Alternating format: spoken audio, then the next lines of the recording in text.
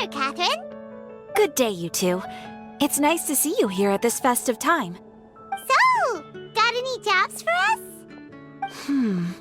I'm afraid I'd struggle to find you any commissions in the near future. With the arrival of the Windblume Festival, the only task most Mondstadters are busy with is preparing gifts for their loved ones, but it's customary to do this oneself without assistance. Think of this period as the off-season for the Mondstadt branch of the Adventurers Guild.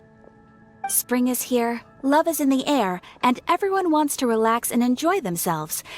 Even the cats at the tavern next door have been getting lovey-dovey with one another recently. Ew. Gross. You know that feeling you get when you burst out the doors after a nice nap, hoping to make it to the store before the limited edition drinks sell out, only to get there just in time to see the last 2 glasses snatched away right from under your nose by a couple of pesky lovebirds? That's what this feels like. Perhaps you two could simply take this chance to... Traveler! Paimon! Thank goodness I found you. There's something I need your help with. Whoa! Sucrose? Go ahead, Sucrose.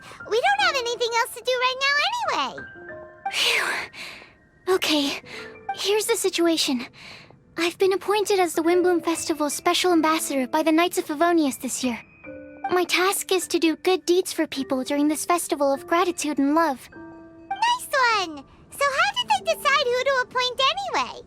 They spun an empty bottle donated by Angel's Share inside a circle with all our names on it. Whoever's name the bottle stopped at got chosen. I think so too. But everyone said that it was to make it fair, so everyone had an equal chance to become the special ambassador. The thing is, I'm not great at dealing with people, so I was really daunted by it at first. But I'm still glad that I got this role. Luckily, I came up with a way to spur myself on, which has helped. Have a look. Is that a test tube? Yep, every time I do a good deed for someone, I get them to breathe into a test tube. That way, I can collect everyone's breaths of joy. Sounds fascinating. Are you gonna use them in your research? Yes. I believe these breaths of joy will serve as valuable raw materials for alchemical transmutation.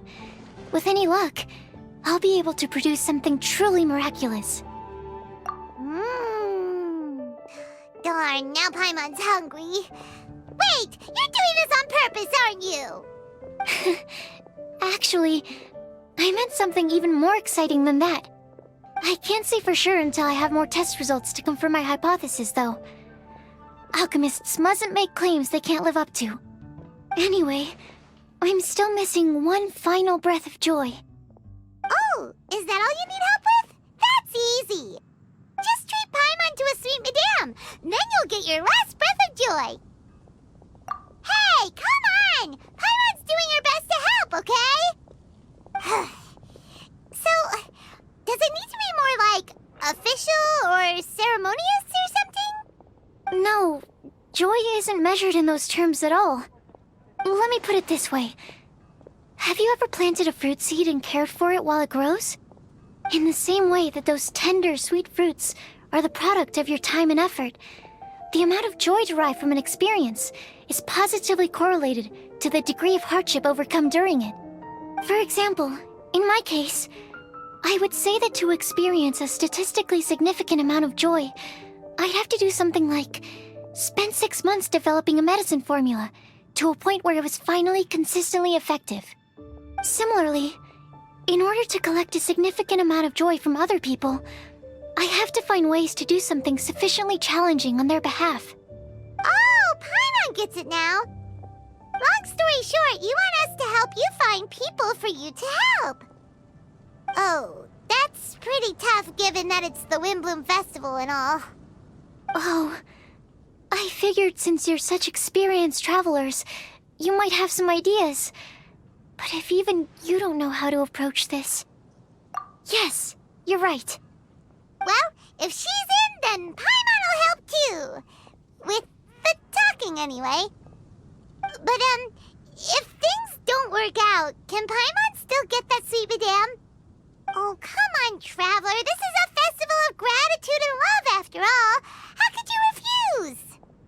Excuse me, Sucrose? Could I borrow you for a second? Package for you. Oh, sure.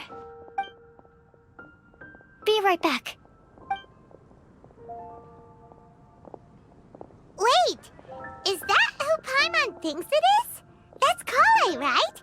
When did she arrive at Mondstadt? Let's go say hi!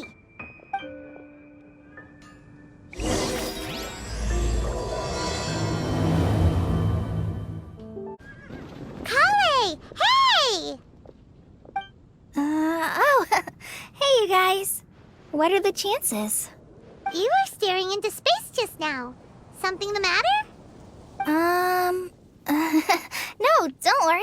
I'm fine. I was just looking at a Mondstadt children's book in the souvenir shop over there. While I was flipping through it, a piece of paper fell out. The writing on it was really mysterious. Almost like a prophecy. If you can do these things, you may light the lantern of utmost joy and receive a supreme blessing. And what does these things refer to? Find a flower that is not of this world. Find a guide who will never get lost.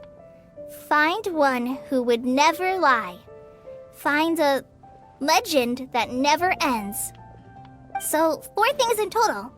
Here, have a look. I asked a lady who owns the store about it, but she said that she didn't know anything about any paper slips.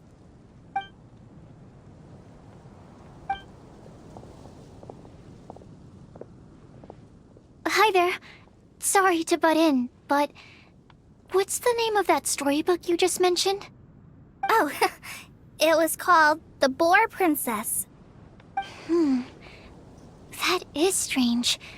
I've read that book, and it sounds like that note you found has no relation to the story at all.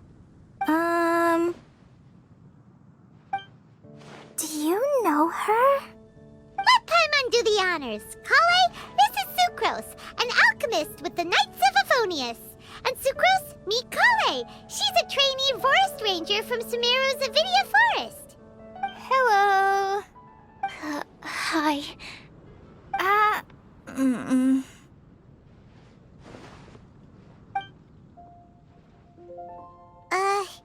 This is getting awkward fast. They're both so shy. So, Sucrose, what are your thoughts on this prophecy? Could it be real? Without having done any research, I couldn't comment definitively.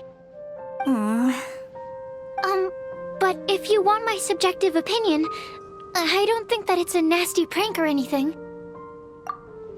The only people who read children's books are those with a childlike wonder and imagination. Or children, of course. I'm sure that whoever put this prophecy there would understand that.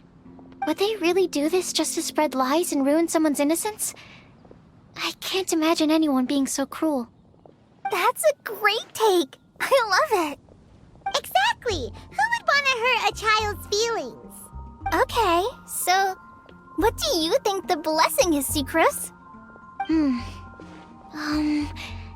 If I had to guess, maybe a fairy that can make people's wishes come true or something? I haven't read many fairy tales, so this is pure speculation. With no other information on hand or prior research to compare against. I'm afraid it might not even be worth considering. Wow! Her guesswork is really good, though. I want to pick her brain some more. But will she find it annoying if I keep asking her questions? We've only just met after all. What's the best thing to say to someone you're meeting for the first time? Well, yes. I mean, if possible. Then, what would you wish for, Kale? I'd wish for a better personality. Huh? You can't waste it on that. You've got a great personality already. That's very kind of you. But if you know me like I do... Kale! I know that voice! It's...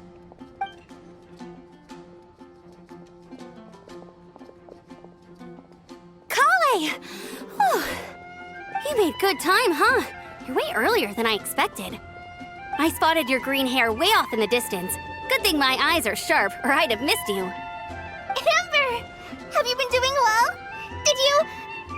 finish all the pita pockets I brought you last time? You bet. They're getting yummier each time you make them. Huh? Wait, remind Paimon, have you been to Mondstadt before? Mm-hmm. A long time ago, I had a lot of help from a lot of people here in Mondstadt. So ever since my Elazar got better, I've been looking out for an opportunity to come back to Mondstadt and tell them all the news that I've been cured. Thanks. If it's okay with everyone, why don't I take Kale for a walk around town? I'd like to show her some of the places she didn't get to see last time. Of course. Fine by me. Sure, go right ahead. Sorry, Amber. I agreed to meet my traveling companions by the city gate in a few minutes, so I can't go with you just yet. Oh, that's all right. In that case, you guys go rest up, and I'll go see Master Jean to ask for some time off. Oh, okay. Traveler Sucrose, could you look after Kale for now? I'll come get her later and take her out. There's still a whole bunch of people I need to introduce her to. Sure, no problem. Awesome. See you later then.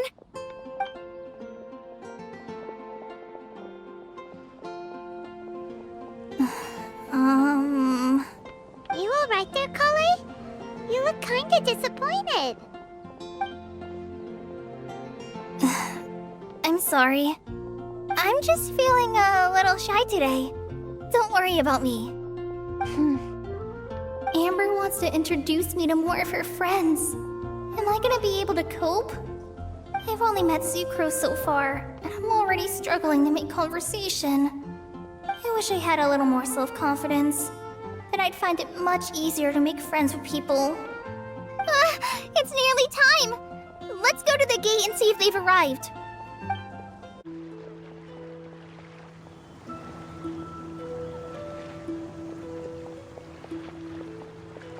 Why is this humble windmill such a great view? I mean, it's understandable. It must have been a long time since you last came to Mondstadt. Because it is the true Great Vayu Viastra? Oh, come on. Don't tell me you don't get it. View, Vayu, and also Mahamatra, Vayu Viastra? No? Kainari, Sino, over here! Whew, am I glad to see you.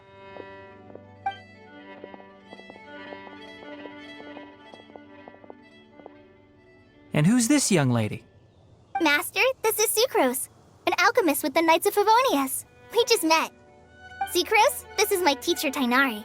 He's a highly respected forest watcher in Sumeru, and he's also a very famous botanist.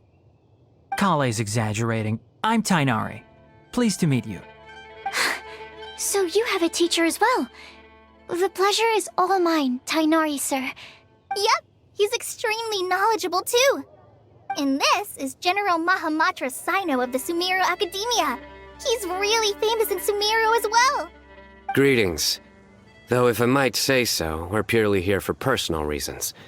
You needn't be unduly concerned with our official positions. And Kale, there's no need to use my full title. Sino is fine. Or sir, if you absolutely must. Indeed. We're not here in an official capacity, just to keep Kale company on her vacation. Keep me company? But it was you two that insisted on coming. Kale is very important to us. We felt obliged to ensure her safety on the long, treacherous journey to Mondstadt. But I've been here on my own loads of times before. What about your work, though? What if something bad happens all the General Mahamatras away. There should be no issues. I have left my duties in the hands of my subordinates, and two especially reliable helpers. Oh, Sucrose. What were you saying about you having a teacher as well? I was just going to mention that I think we're in a somewhat similar situation. I'm an assistant to Mr. Albedo, Mondstadt's genius alchemist. Oh, please, Sucrose. Genius is an unnecessary epithet. It will serve only to leave an exaggerated impression of me in the minds of our guests. Mr. Albedo, but it is an objective truth. Hey, Albedo's here too! Great! The more the merrier!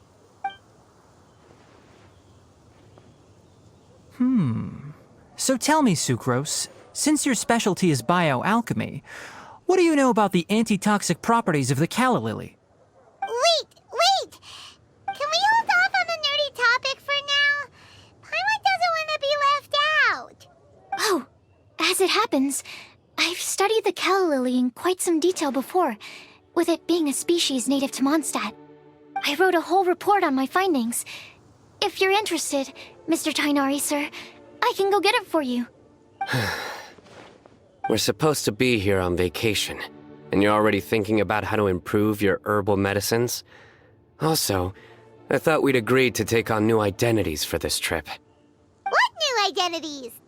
Mine was Adventurer Sino, skilled desert explorer. Tainari's was technological consultant to the treasure hoarders, and Kale's was traveling musician. Very much so. I do wish some of the less cautious adventurers in the Avidya forest would consider coming to Mondstadt instead. What Philanimo mushrooms lack in texture, they make up for in not causing vomiting or diarrhea. Are you contemplating using some compounds from the calla lily as active ingredients in a targeted antidote? Yes, I gathered a few on the way here, and my initial research suggests to me that it could be worth a try. Okay, I got it. But as much as I don't wish to be a wet blanket, it takes a huge amount of experimental data to conclusively prove how different drugs interact. Estimating the total development time would be very difficult. Add in the time for procurement and delivery of essential materials, and I'm not sure if we could complete development before you need to return.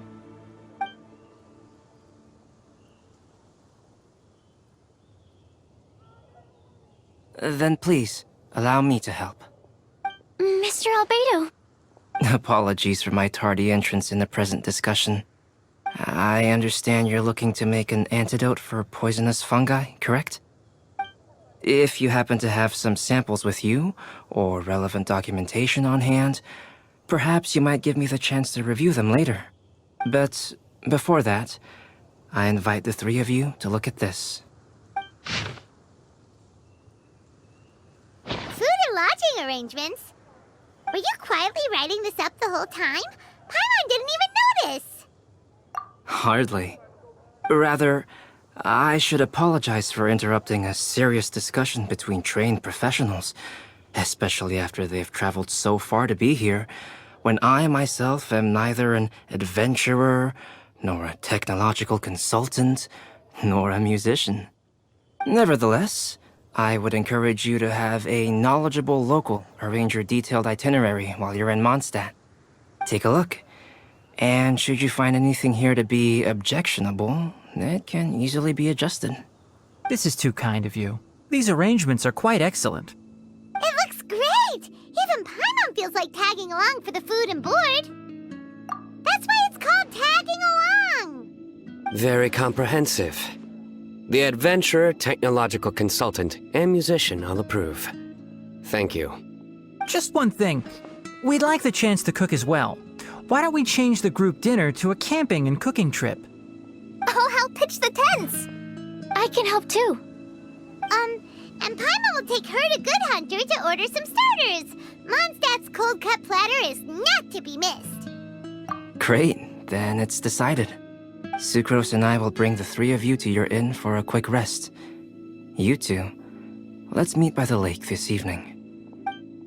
Hey, Sarah! Can we have a cold cut platter to go? Sure, coming right up.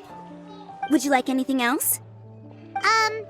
Do we, want anything else? Yay! So you do remember after all! You're just the best! Paimon will give you the sweet flower from that sweet madame as a Windblume. No need to worry about that! Paimon can make room for good food. All right, just a moment. Oh, that was great. If that was a Windblume treat, then Paimon wishes it could be the Windblume Festival every day. All right, looks like we're all here. Not at all. We just came early to set everything up, since we happen to be free today. Kale put up the tent so quickly, but still managed to tie very sturdy knots. You can really tell that she's a professional. I didn't do much apart from passing materials around. Thanks. It's all thanks to Master and Sino. They taught me everything I know. What can I say? For a skilled adventurer, this is just another day on the job. Are you quite finished? Or were you going to sing each other's praises till the moon rises? Come on, let's all sit down.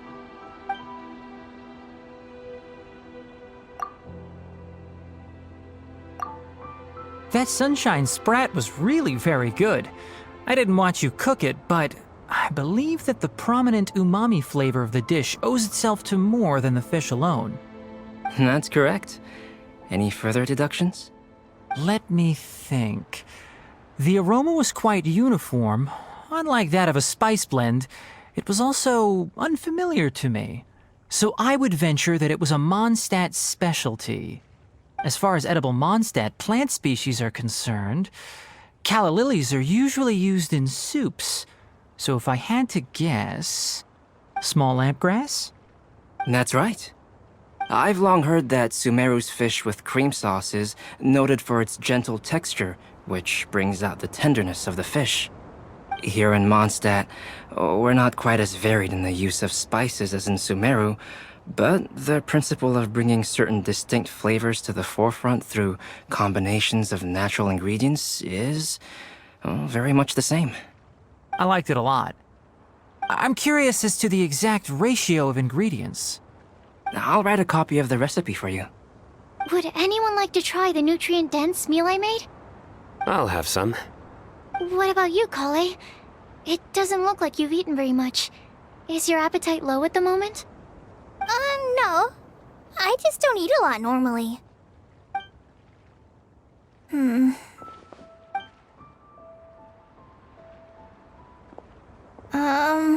Sorry.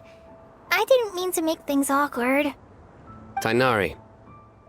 While we were on the road, we spotted something white, walking on two legs.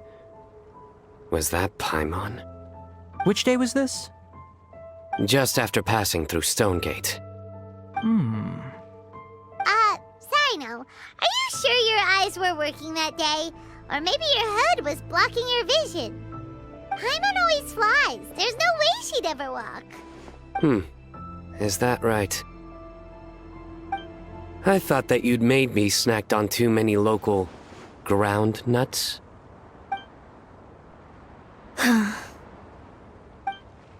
No? Not funny? Ground, you know. As in ground up, but also the ground. Ground nuts make you fall to the ground. Think of this as part of the process of getting to know Sino. On the bright side, these jokes show that he thinks of you as his friends. Still, we could test the hypothesis. What hypothesis? That plant species indigenous to Mondstadt may have an effect on the motor functions of flying lifeforms. Hey! Paimon's not your test subject! Anyway, by your logic, wouldn't that mean that eating, say, Zaitun peaches, that would make a sick Paimon peachy in no time or something? Hey! Not you two! I think the Traveler and Paimon's conversations are more entertaining than Sino's jokes. Ah, I see.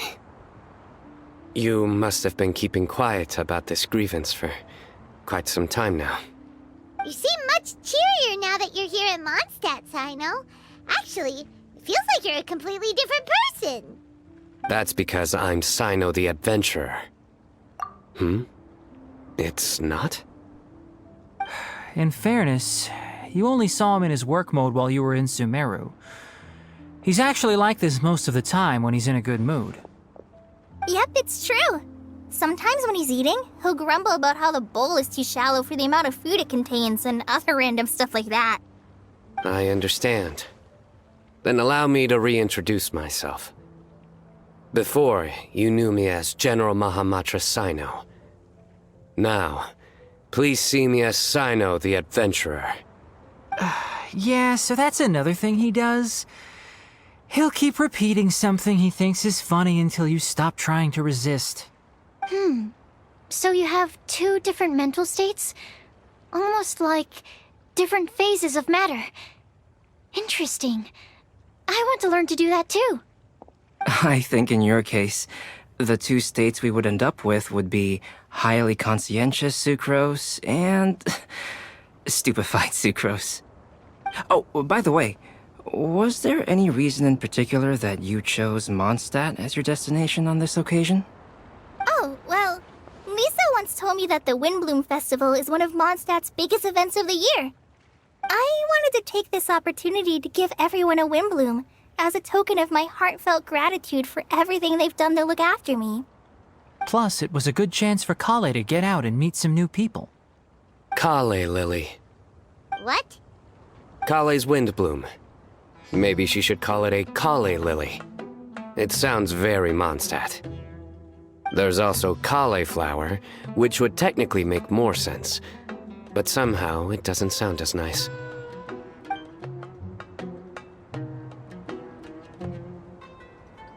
Moving swiftly on. Wow, he just completely ignored the joke and carried on the conversation. Guess sometimes that's the only way forward. Sumeru's been through some major changes recently, and things at work have only just started to calm down. I don't get many opportunities to take a vacation, and this was a chance to join Kale on her trip while also learning a few things about Mondstadt's flora and fauna that I'll be able to pass on to my peers and students on my return. Two birds with one stone. How about you, Sino? I came to ensure Kale's safety.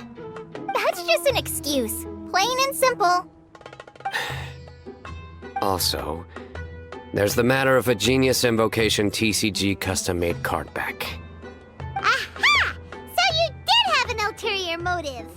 Have you all played Genius Invocation TCG before? And that is why I am proud to call you my friend. When I first began contemplating getting a new card back, I asked around before eventually deciding to ask the legendary Mr. Kaltz for guidance. A friend of mine, Sawada, whom I played cards with on occasion, had been to Inazuma for the Irodori festival.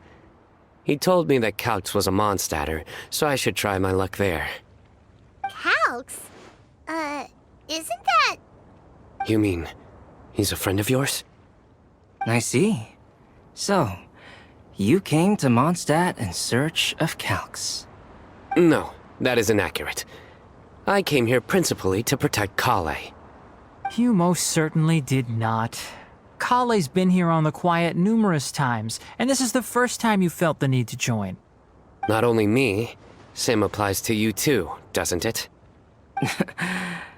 If my writer friend were here now, I'm sure he would describe this curious coincidence as having the makings of a good story. It's always a pleasure to meet a fan. Oh, here he comes. Wait, you mean you're Mr. Kalx? Having my new friends address me by my pen name feels somewhat unusual. Please, just call me Albedo. Huh. So you're Calx. Sino's been talking about you non-stop recently. He's intent on getting you to design a bespoke card back for him. You didn't have to say all that. I don't usually take private commissions, but I believe that we are friends now, all of us. Our conversations have been deep and interesting, and Sino, your passion for this game is indeed one of a kind. I can see it in your eyes. Obviously. And given that you've come all this way from Sumeru to see me, I'd be quite honored to take this commission. Wow, your teacher's so nice. I feel the same about yours. Well, they definitely have different personalities, but they're similar when it comes to their character. So, how much should I budget for the timeless masterpiece you will produce for me? Surely, timeless masterpiece is something of an overstatement. Any artwork fit to appear on the reverse of my card decks is by definition a timeless masterpiece, even if I do say so myself. Don't mind him. These TCG nut jobs are all like this. I see. So, this has an almost religious significance. Well, for starters, I'd like to hear a few more of your jokes. My jokes? You like them? I do. Really? I didn't see you laughing. Yeah, well, the joke's ability to induce laughter is a separate matter, but I certainly find them fun. If I might interrupt, does anyone else smell something strange? My nutritional meal! Will it be okay? Should we go over and take a look too? Only the base is burned. We can still use the cooking pot. It just needs a bit of a wash. Good thing Tainari's nose is so sharp.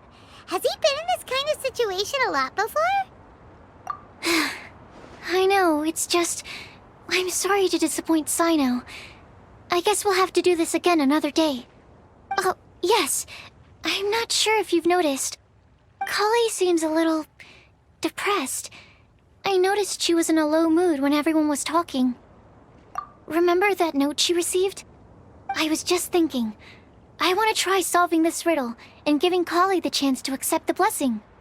Oh, yeah! She's the one who needs your help. Exactly.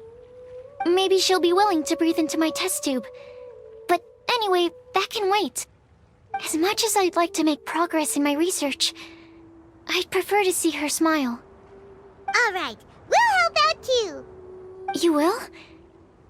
Then tell me, honestly, do you think that this prophecy is for real too? Huh? Right! Alright, let's meet at the alchemy crafting bench in the city. I've got some thinking to do in the meantime. We're back. Oh, what a shame. You just missed a joke about windmills. Stop, please. I don't need to hear it a fifth time. That bad, huh? Well, now Paimon really wants to hear it for some reason. Didn't you say you want to see the Dragon of the East at some point? When are you going? Tomorrow morning. And you? What are your plans? I'll go into the mountains to have a stroll and collect a few plants as samples. Oh, perhaps I could join you? I'll be looking for inspiration for these card back illustrations. Found you! I knew I was onto something as soon as I saw the fire. Wow, you have really sharp eyes. That's an outrider for you. Uh-oh. Did we break the fire safety rules or something? Actually, you didn't. Strictly speaking, you should have reported your plans first. But since two of our very own alchemists are here, I'm happy to look the other way. Ah, yes, introductions. I'm Amber, and this is the Reconnaissance Company Captain Eula, a good friend of mine. Good evening. You are friends of Kale, yes? A pleasure to meet you. Oh, Amber and Eula. The pleasure is ours. I've heard a lot about both of you from Kale. Oh, really? All positive, I hope. You asked that last time, too. Of course it was positive. I'd say. We hear the latest news about you every time you write to Kale. Glad to know we've made a good impression so far. Anyway, we're just here to collect Kale, so don't let us interrupt your chat. Come on, Kale. We're gonna take you to check out a few scenic spots. Okay, great! Still as high energy as always. You know Amber? Yes, we've met. She's Kale's most important friend. And for that, we are also very grateful to her. That's Amber for you. Her outgoing personality means she can make friends with just about anybody. It's getting late, and we still have a lot lined up tomorrow. I suggest we all head back and get some rest. All right, I'll start packing up.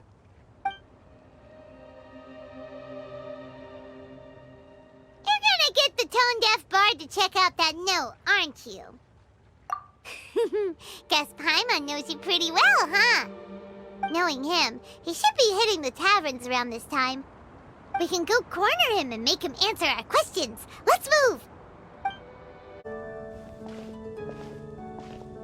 Oh, it's been a while. Paimon called it, tone-deaf bard drinking as usual. Put your drink down and get your game face on. We've got some important questions for you, mister. Okay. So, what do you make of it? Aren't you forgetting something? It's the Windblume Festival right now. You can't just go around asking people for help so blatantly. Ugh. Well, if you won't tell us the answer, could you at least tell us if this thing's worth a shot?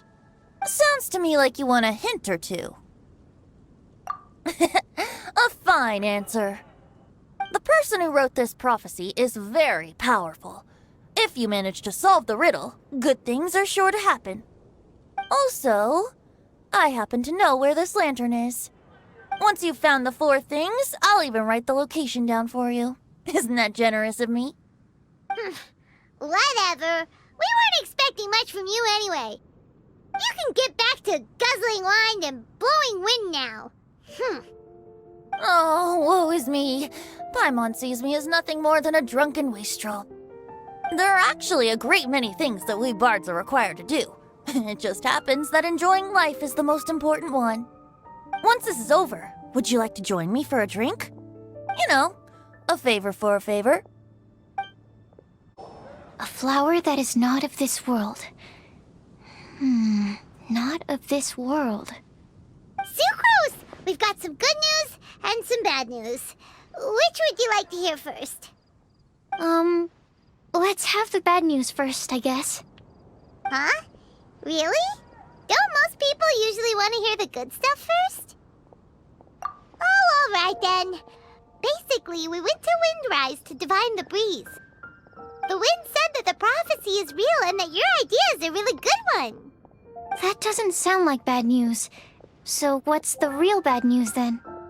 Paimon ate the bad news!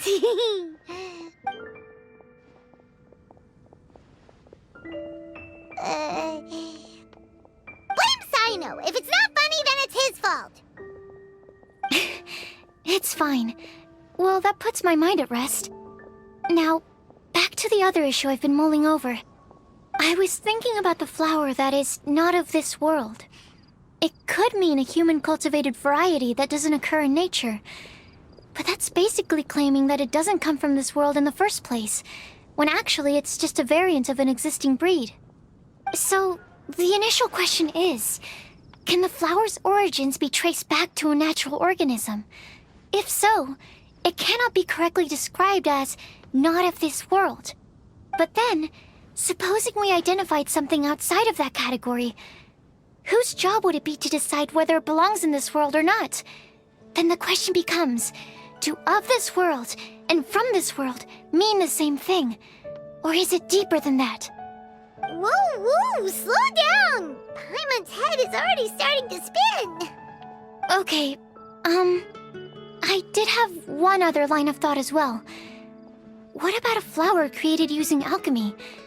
Would that be not of this world? Albedo may know the answer, but asking him right away would be like asking the teacher for the answers to your exam paper. It would render our search for the truth meaningless. I'd rather try and figure this out for myself. Could it be the Windblume? Oh, now that you mention it, that's definitely a possibility. The Windblume doesn't refer to a specific flower. Everyone defines what it means for themselves. In which case, the Windblume doesn't exist in reality. This does seem like a promising direction. I've made a note. Okay, I better go read up on this. Yay! Paimon was actually useful this time! Guess we have that sweet madame to thank, huh? I'll need some time to prepare. Could we meet up here in, say, 2 days' time? Sure thing! In the meantime, we'll also think about the other 3 riddles in the prophecy. But, since we're really going for this now, shouldn't we say something to Kale about it? I originally wanted to leave it as a surprise for her, and I also didn't want to get her hopes up over nothing. But you're right, Paimon. I'll need to be careful how I word it. But I'll try to find some time over the next couple days to mention it to her. All right. Thanks so much.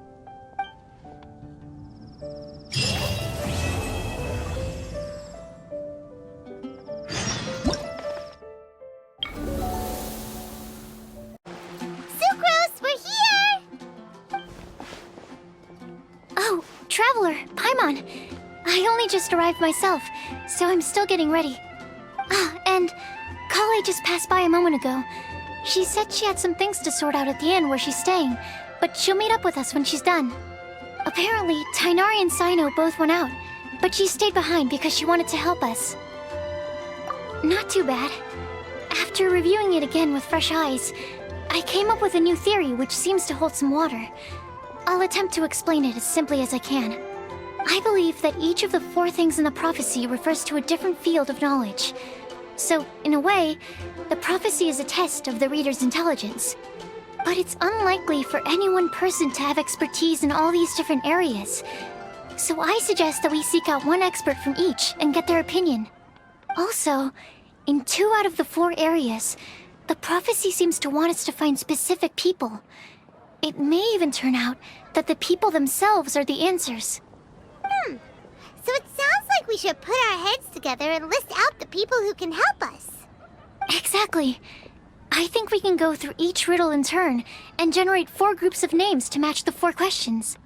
Alright, then let's start from group 1. The first riddle was, a flower that is not of this world. Personally, I would still go with Albedo for this one. Alchemy is the most likely to have to do with otherworldly things, and he is by far the leading expert in this regard. Exactly! You're the creator of the Tetratanic sweet flower. Who knows? Maybe that's the flower we're looking for. Huh? You really think so? Oh, but what about Tainari? He's a forest watcher and knows all about plants. If it's a flower we're looking for, maybe he's the man for the job. All right, I'll add him to the list as well. On to group 2. This subject is a guide who will never get lost. That's kind of abstract. Does it just mean someone who never loses their way? Wait, but they have to be able to guide others too, so it's not quite as simple as that. Oh, you mean Mona? Yeah, she definitely count. Mona. Yes, she certainly seems very confident, and she can use her astrology to guide people. Would Bennett count? Well, his luck's so bad that as long as you go in the opposite direction from him, you'll always be going the right way, right? I see. I suppose I can't argue with that logic. Add him to the list. Finding everyone won't take long, so one extra person won't hurt. I know. Would Outrider Amber be a valid candidate for this category as well? Yeah, she would! She's got a great sense of direction after all. As a matter of fact, when the Traveler and Paimon first came to Mondstadt, she was actually the one who gave us directions. Yes, she's certainly a good guide. Is there anyone else? Let me think. Yes, I believe there may be one more. Albedo once made a set of equipment for Mika from the reconnaissance company. He's their surveyor and an exceptional pathfinder. He's even instructed others in the discipline of surveying before. So, in my view, he's highly unlikely to lose his way, and would be very good at helping others find theirs. Cool! Another one for our list! Wait, Kale should have been here by now. Wonder what's taking her so long. Sorry, could we continue our chat somewhere else? Oh, you wanna go see how she's doing, right? Sure, let's all go.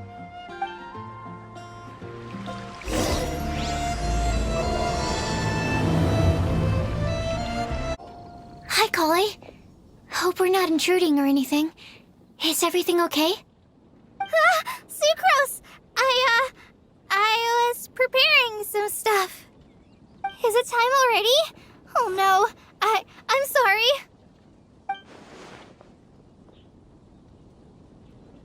Don't worry. The Traveler and I only just met up. We were just worried that you might get lost along the way, so we thought that we'd come get you. Thank you. I'm ready to join you now. How's that thing going?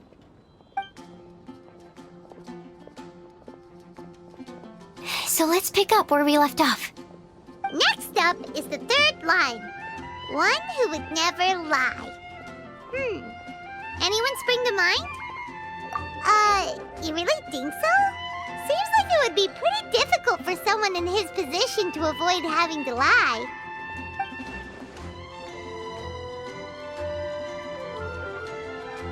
Then what about Kaya? He's the cavalry captain and a rather popular figure, but... You think there's something fishy about him too, huh? Yeah, he's definitely a sneaky one. Bet he lies all the time. I can't help but agree with you there. There's the tone-deaf bard. But on second thought, he wouldn't qualify either. He talks way too much nonsense. Is there anyone else we're missing? Acting Grandmaster Jean? She has a good name in that regard. But from what I know, she sometimes covers up the truth out of concern for those around her. For example, when Lisa loses track of time in the library and misses her patrol shift, Jean will come up with some excuse, like Lisa's ill today. Also, she sometimes makes up stories to get Klee to behave, like the one about the big monster that comes to catch naughty kids who don't go to bed on time. Do you think that rules her out?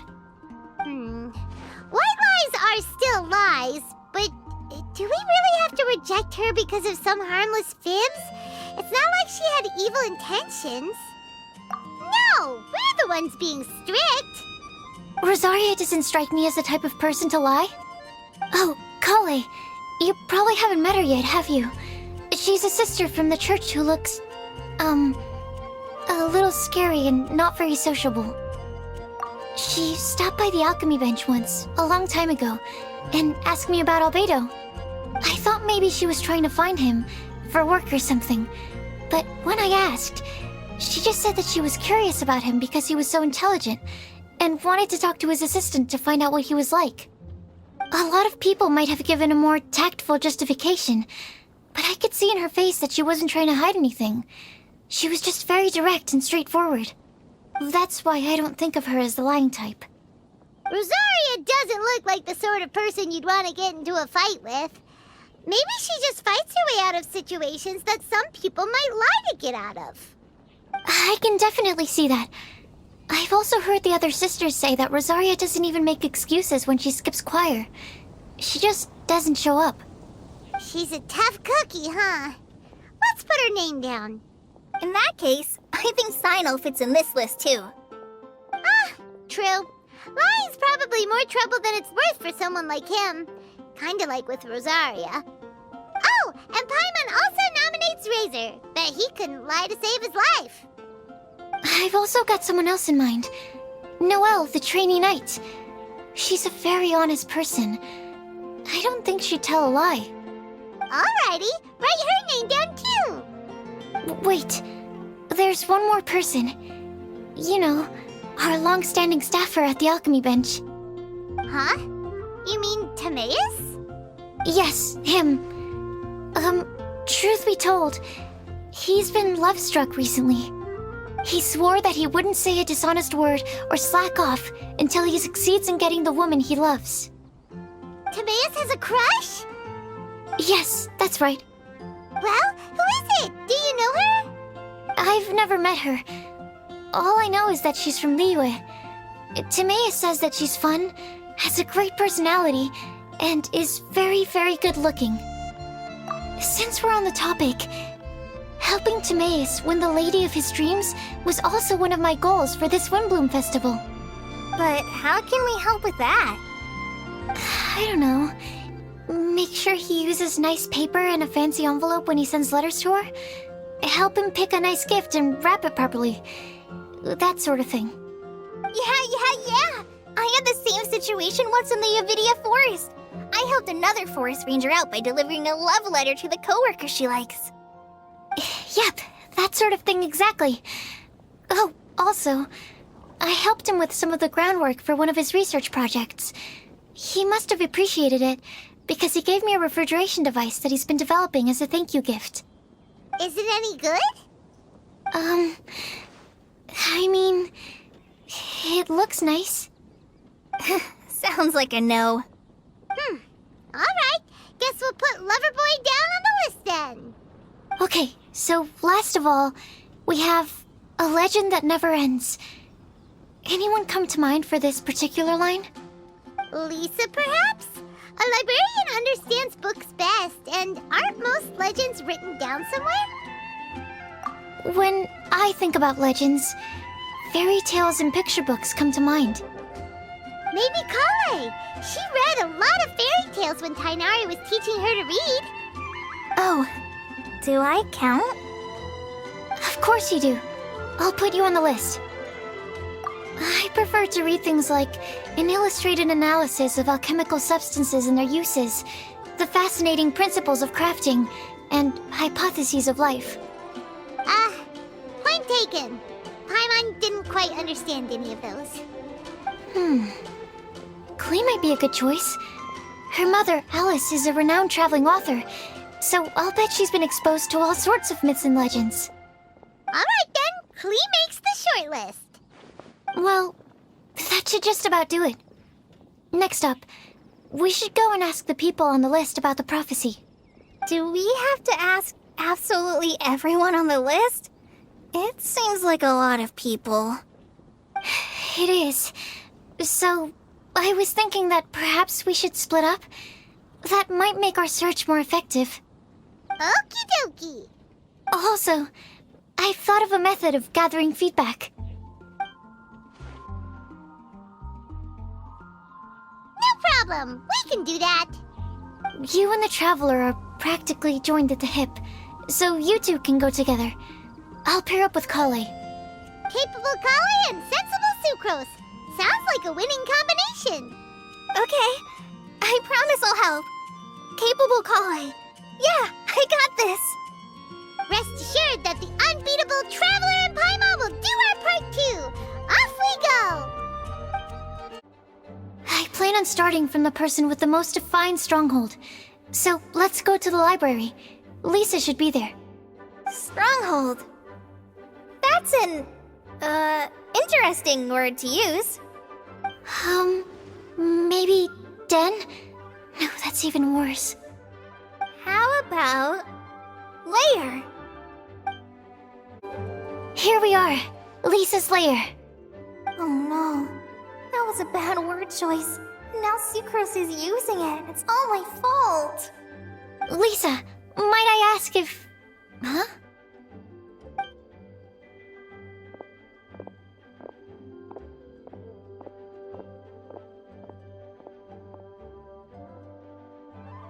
Sucrose. Kale. What are you doing here? I can only sucrose that they were Kale-ing on someone. At least that's as far as I know. Please, just stop it with these puns. I beg you. Are you trying to win worldwide fame for unfunny jokes? Is Lisa not here at the moment? Surprising, isn't it? She went out. I'm afraid it's just us here looking for information. Except me. I'm not here for information. Like you, I came here for an abortive search for the librarian, who is also my academia senior. Oh, so you studied in the same darshan as Lisa? That's right. Her mentor in Sumeru was also my benefactor. We were both Spontamod students.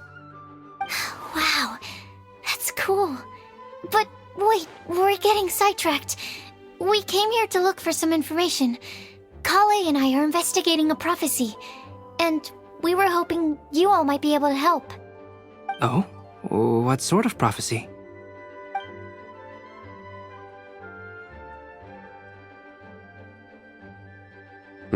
I see. You want to ask them about the flower that is not of this world, and me about the one who would never lie. But there's no rush. You don't need to answer right away. We're just here to tell you about the situation. You can take your time to think it over and submit any thoughts you have in written form to the Sucrose mailbox. The Sucrose mailbox? Yep. I was thinking about it on the way. And although they seem like trick questions, there's a lot to mull over once you get down to the details. A quick answer off the top of your head might not go into enough depth. So, I decided to place a mailbox next to the alchemy crafting table. Everyone can submit their written answers there when they're ready. We don't have to call it the Sucrose mailbox, though. It could just as well be called the Sucrose and Kale mailbox. Or even the Sucrose, Kale, Traveler, and Paimon mailbox. I think in this case, we can just go with your quick answer off the top of your head. Sounds like a good solution.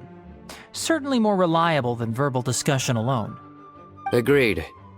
Certainly when it comes to discerning whether someone is a liar or not, you cannot simply take them at their word. Understood. Once we've had a look into it, we'll place our replies into your mailbox. Thank you all so much. Okay, let's tick them off the list and carry on working our way down. Already done.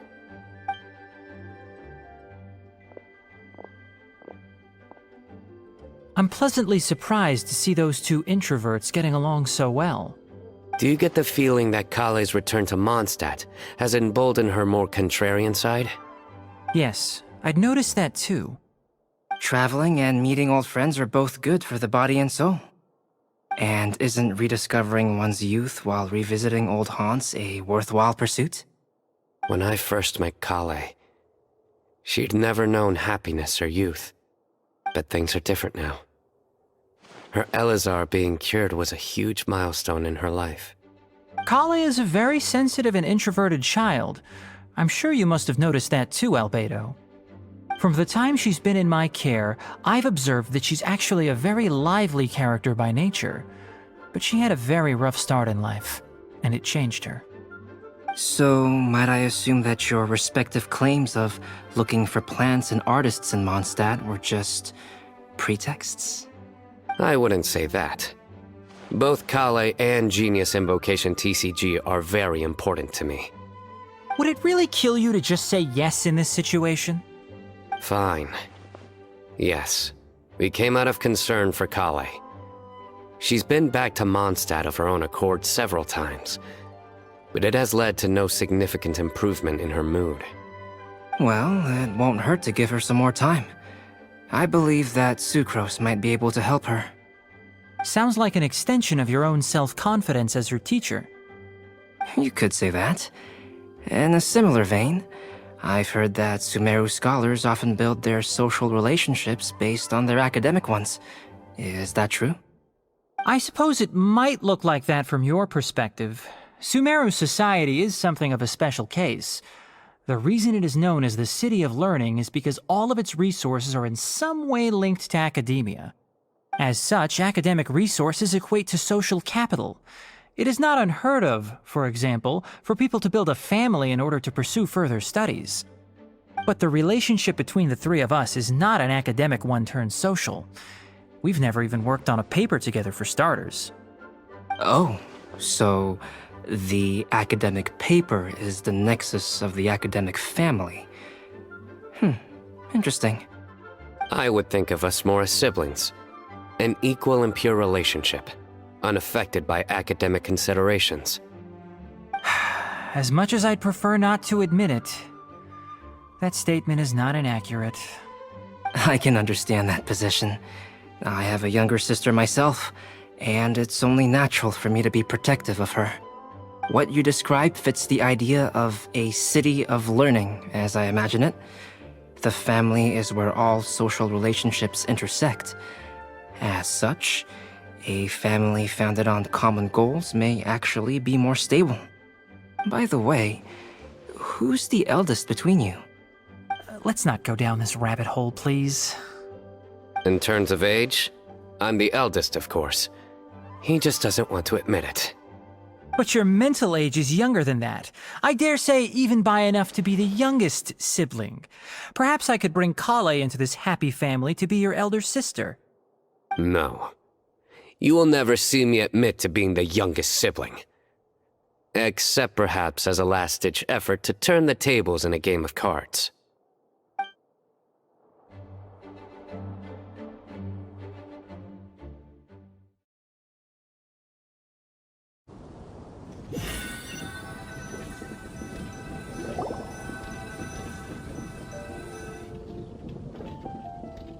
Guess we'll leave Kale and Sucrose to it.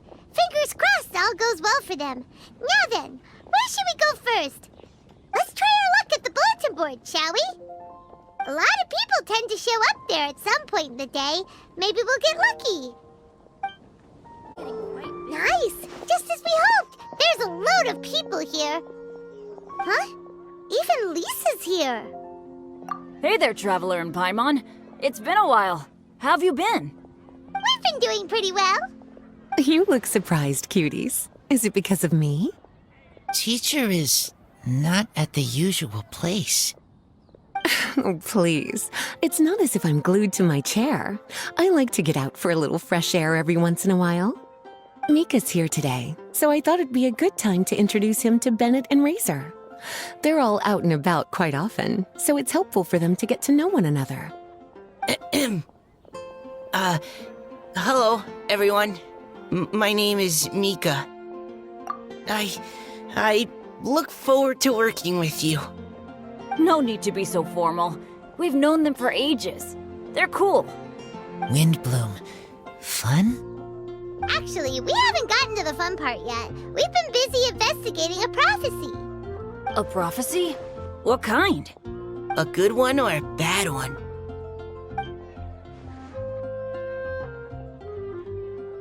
Gosh, that all sounds quite fascinating. I can't believe I made it onto your list of names. You really think I'll be able to help? Believe in yourself. Right. Believe in yourself. You're a first-rate adventurer, Bennett. Okay, then in that case, I'll step up and present my thoughts on the matter. Except I forgot I'm not really good at organizing my thoughts. Oops. Oh, there's no need to tell us all of your thoughts right here and now. Sucrose said she'll put a mailbox next to the crafting bench, so you can just write down your thoughts when they come to you, and drop them there. A meticulous and efficient plan. Yep, that sounds like Sucrose. I will think also. Give me some time. You still have other people on your list that you need to go see, right? We should leave you to it. Don't worry about us. We'll drop off our letters at the mailbox as soon as we're done. Okay, bye for now. Let's head over to Star Snatch Cliff next. Maybe we'll be able to find some people there. And even if we don't find any familiar faces, you can see really far from up at the top. Maybe we can find people that way. Oh, you're working so hard. Do be sure to get some rest when you can. If you get tired, you know you're always welcome to visit me for a break and a cup of tea.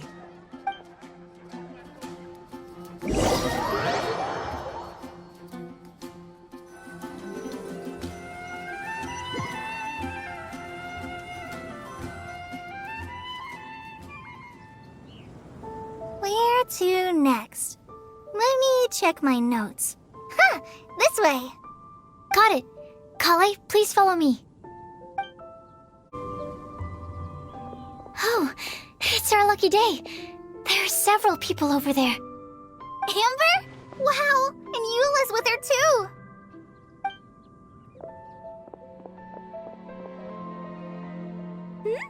Oh, it's Sucrose! And Klee also spies the girl with the long scarf.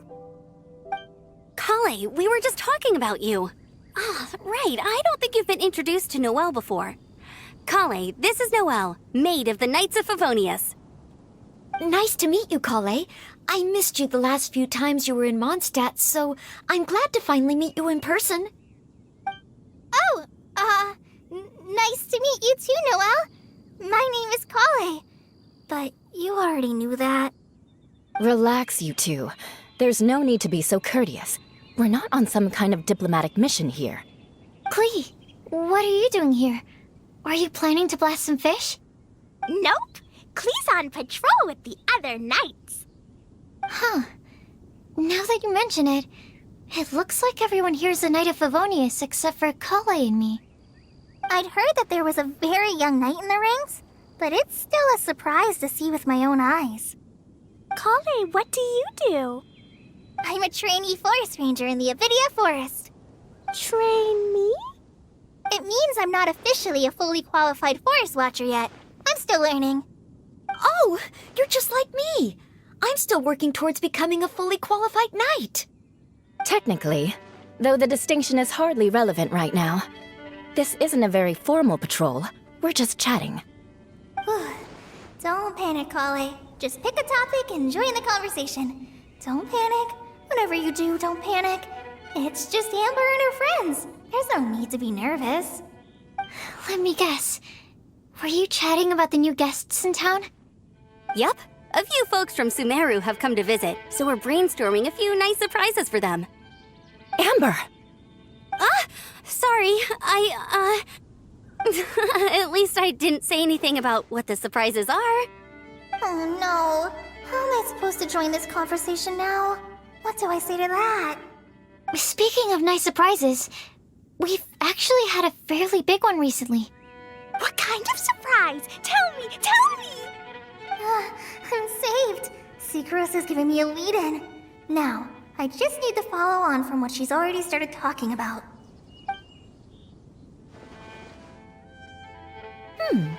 What an interesting prophecy. I have no idea what the answers could be, though. So essentially, you're gathering information to help you solve the riddles, correct? I'll do my best to help. Thank you so much, Eula. Anytime. There's no need to answer right away. We'll put a mailbox next to the crafting bench for people to drop us a note once they've thought of something. I'll drop something in there for sure. Nice idea. I think we can all commit to writing a note. We'll see what we can come up with. Yup, don't worry. You can count on us. But we do have to finish our patrol first. What route are you taking today? We started in the Stormbearer Mountains and will end at the city gates. You'd be very welcome to join us, but it sounds like you're pretty busy with all this. No. There's always next time. We'll join up with you after we're done working through this prophecy. Oh, yeah, so, we'll be on our way for now. See you later. Have a safe trip back.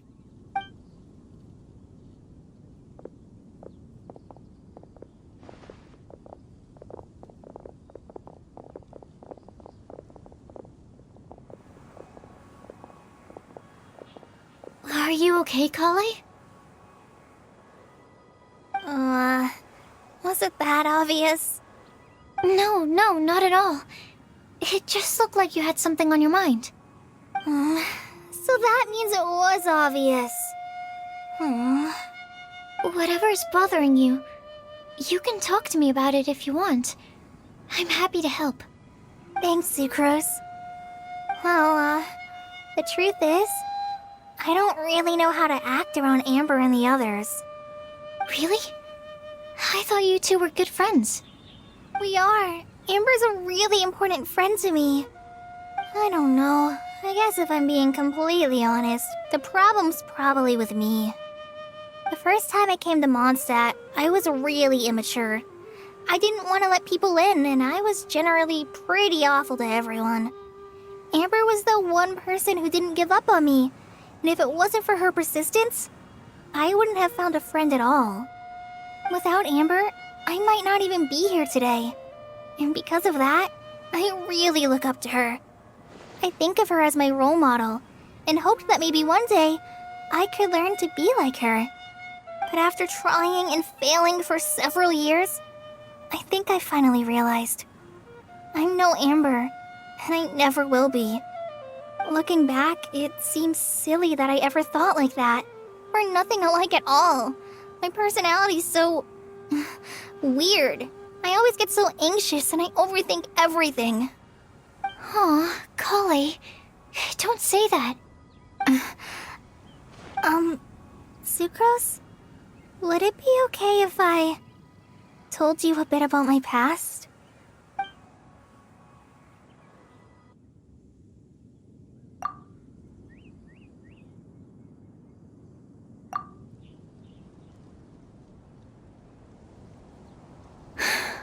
Oh, I already knew bits and pieces about her, but still, why did she have to go through all that?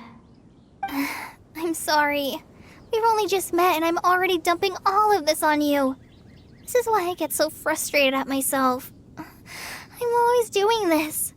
I get into a spiral of self-doubt and then I end up having to find somewhere to vent it all out. No, it's fine. I'm really glad that you're willing to tell me all this. People don't open up about their deepest feelings unless they really trust the other person. Don't you think? At least, I think it's kind of an honor. And, I mean,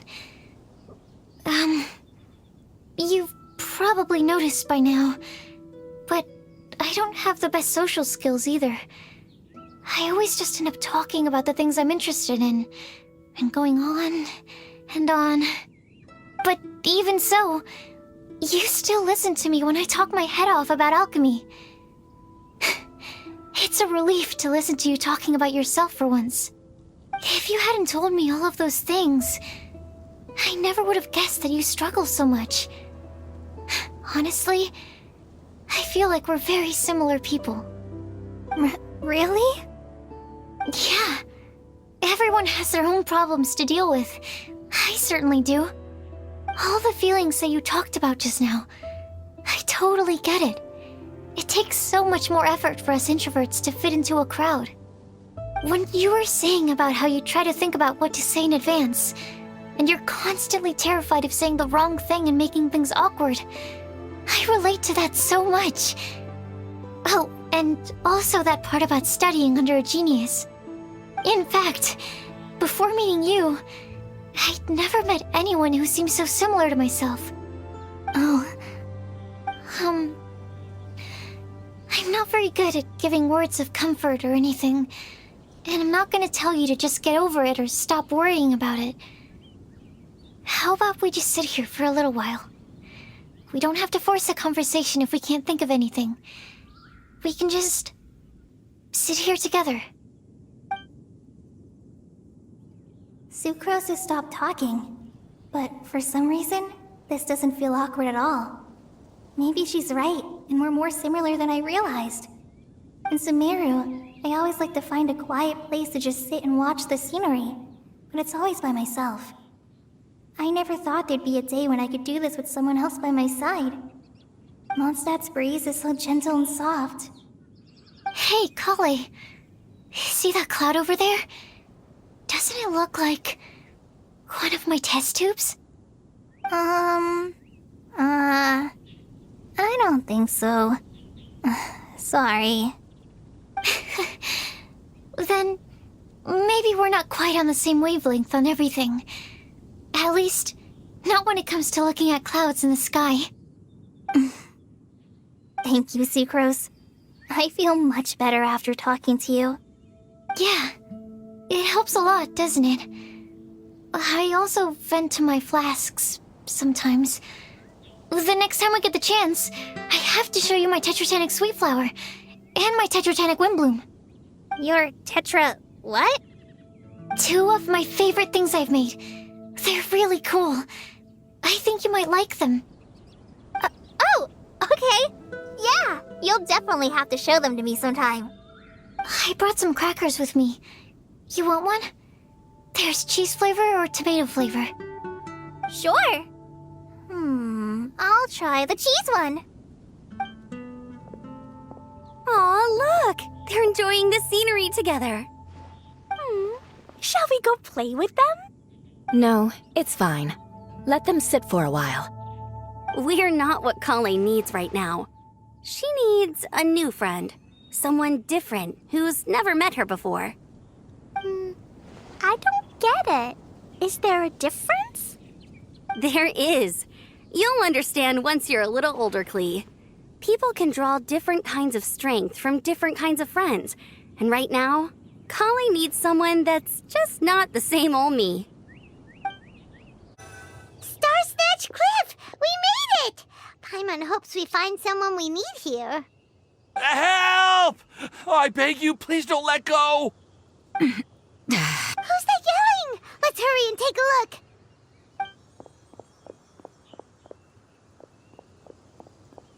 Timaeus? And we also have Rosaria and Mona? What kind of mishmash ensemble is this? Good question. What kind of a motley crew is this? It's been a while, Traveler. You two are looking pretty good. I trust you've been well.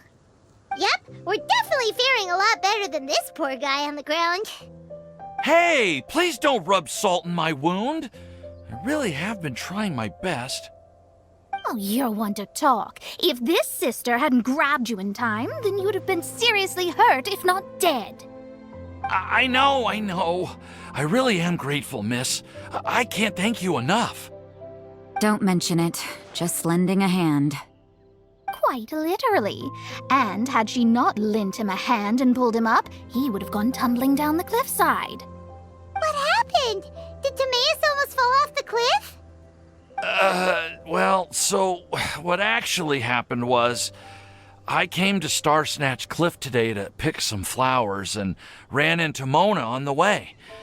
She took a look at her scry glass and advised me to turn back because it would be dangerous. But you still came up here anyway? Well, yes, I did, because there's something I just had to do. Oh, I hardly think giving flowers to your crush is worth throwing one's life away for. It's rare to run into someone with a death wish in this area. I don't have a death wish. I just didn't think it would really come true. I mean, when Mona said it would be dangerous, I thought I'd be fine as long as I watched my step cautiously. I'm sorry, okay? I was wrong.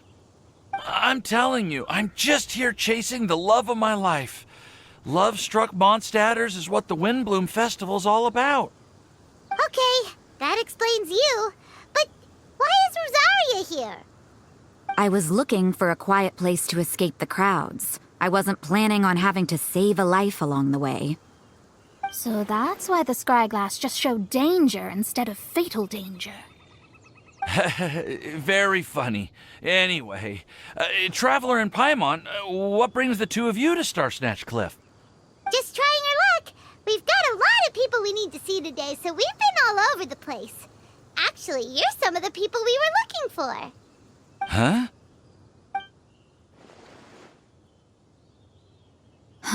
I see. So all we'll need to do is find some clues, make a note, and drop it off at the mailbox? I can't believe there's a prophecy like this, let alone that I have a part to play in it. Oh, I guess this means everyone will find out about my crush now. I came here because I wanted to give some Cecilias to the girl I love. They'll really suit her. She's... No, no one asked. Please, do not subject us to your gushing about your girlfriend. You saw right through me. You said you need clues, right? Well, in that case, Mona Magistus the astrologist will provide you with a personally handwritten letter. Just wait for it to show up in your mailbox. You can be on your way now. We won't keep you any longer. All right, then let's head back for now and meet up with everyone else. Will do. This is all so embarrassing. Thank you both.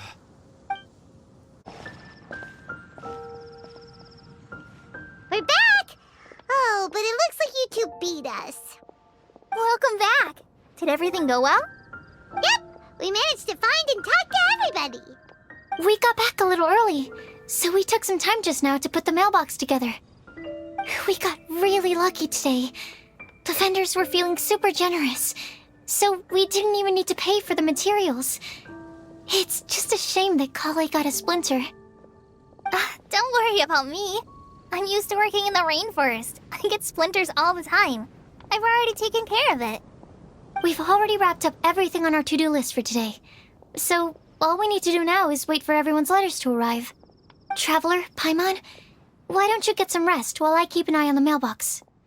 You're definitely your master's student, Sucrose. As long as you or Albedo are around, Paimon can relax and know that everything's taken care of. Stop. You're embarrassing me. Wait. Actually, there's one thing that still needs taking care of. Paimon's starving. Hey, Traveler, you want to get dinner? Your treat. I'll go with Sucrose to return the leftover materials to the vendors.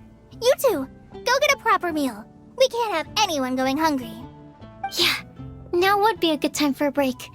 Once everything is ready, let's meet up here again and collate all the information we've gathered. Sounds like a plan. The steak. Paimon will have this one, and this one, ooh, and this one.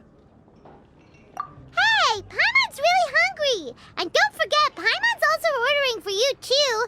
It's not like Paimon's gonna eat everything by herself.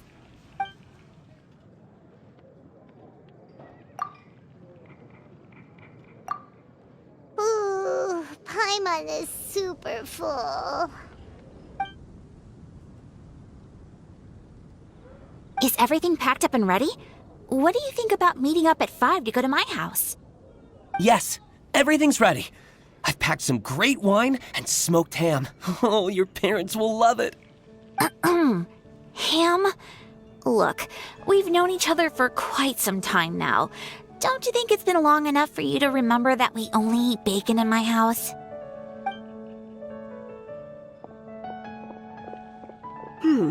I must remember to get some milk today on my way home.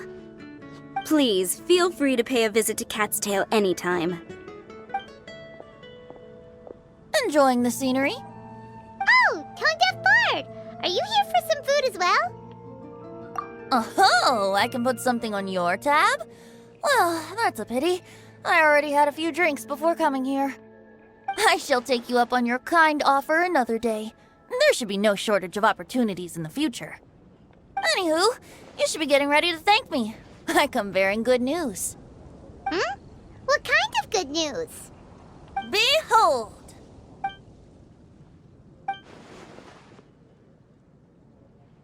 What is it? It's what you need the most right now. The answer to the prophetic puzzle. Simply head to the location marked on the map and you'll find the lantern you've been looking for. However, if I were you, I wouldn't just go and reveal the secret right away. As you've seen, a lot of people have been laboring hard to uncover the answer. A secret is like a well-aged brew. The aroma from the bottle is sweetest when revealed in the company of friends. Then it's settled. I'll leave you to your business for now. Feel free to find me for a chat again once you're done working through the prophecy. Also, if you have some time, we could organize another fast-track love poem class. Oh, you're starting that up again? I sure am. Nobody else has signed up this year, though, so the duty to learn falls on you. Anyway, see you later. Benti always looks so relaxed whenever we run into him. Paimon can't help but be jealous. Excuse me, if you don't mind, could I chat with you for a moment? Oh? Who are you? You may call me Scarlet. Just like you, I'm a traveler visiting Mondstadt from another land. Mind if I buy you a drink? Leaving the door open for another time, I see. I can tell that you've dealt with a lot of people during your travels. You can tell? Well, we are very experienced adventurers after all. I can. That's why I tried to strike up a conversation with you in the first place. I was on my way to go shopping earlier when I overheard your conversation next to the crafting bench. From what I could gather, you are trying to investigate a bizarre prophecy? Yep, bizarre is definitely the word. Don't you think it sounds just like the kind of story that would happen in Mondstadt? Anyway, that's why I wanted to ask you a favor. If and when you manage to unravel the answer to the prophecy, could you let me know what it is? Not so much the prophecy itself, but Mondstadt as a nation. That's what I'm interested in. I was born in a distant land, but I have family and friends who once lived in Mondstadt for a long time. They said that it's a great place full of fairy tales and romance and recommended that I come for a visit. As it happens, someone I know has an anniversary coming up soon. So I figured this would be a good time to come here and see all the sights that she once saw. What do you think about Mondstadt so far? It certainly lives up to its name as the city of romance and freedom. We think so too.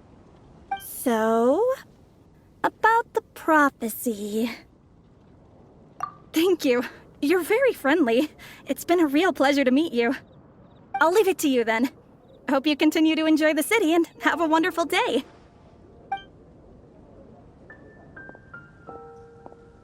She definitely isn't dressed like a local, huh? Where do you think her hometown could be?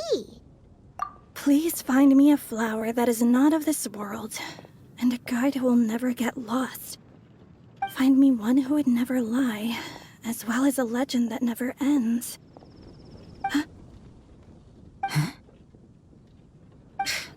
I never thought I'd have someone secretly following me, even in a free city like Mondstadt. Good day to you, miss.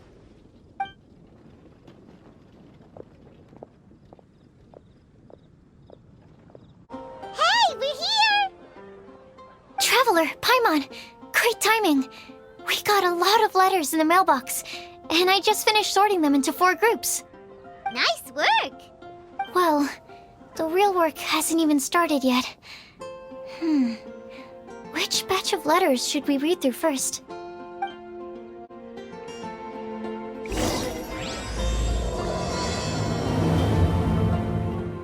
Summarize what we found out about a flower that is not of this world. Tainari believes that on closer examination it might be logically paradoxal, while Albedo says that his answer would be better discussed at length in person. As for my answer, I think a clock in the shape of a flower would constitute one that is not of this world. Here's what we've gathered regarding a guide who will never get lost. Mona said that she'd like to join us in uncovering the secret behind the prophecy, while Bennett suggests Fischl, Mona, or the Traveler as potential candidates. Mika didn't submit much, but he did draw a vegetation map for Master Tainari and wrote up a dragon spotting calendar for Sino. Amber also wrote in. She said that she sees herself as nobody's guide, but everybody's friend.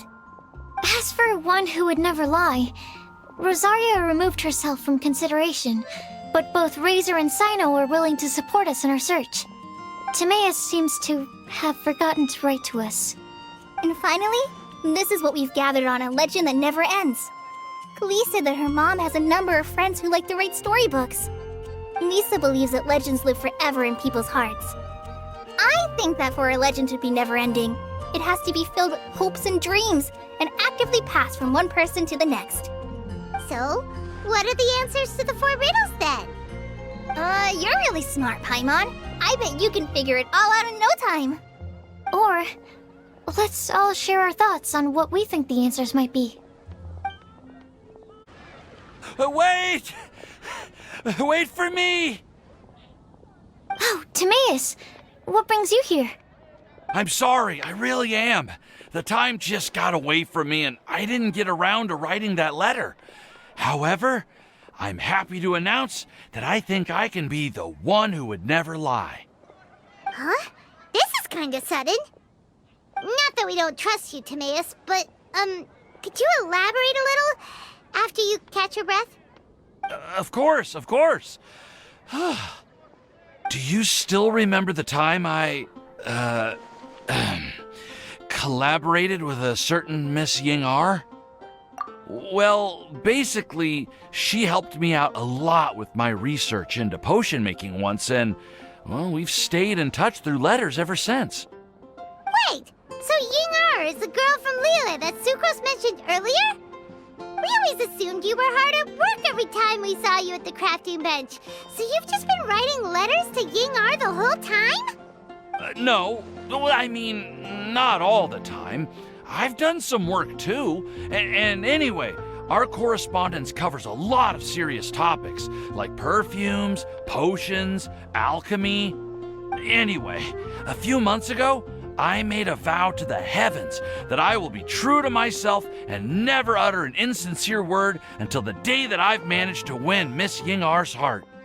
So, at Star Snatch Cliff, you were picking Cecilia's as a gift for Ying-Er? Well, that's right. The Cecilia flower is said to represent a once wayward heart transformed by the power of love. I couldn't think of a better flower to give than that. I know full well that Miss Ying-Er is far more knowledgeable than I in both the ways of the world and the ways of our craft, but I thought I should make the effort for once and put myself out there. Which brings me to the subject of the last few days and the Windblume Festival. I thought it was time for me to invite Miss Ying-Er to Mondstadt. But yesterday, Albedo told me that Sucrose has been working hard to help another girl achieve her dream. Huh?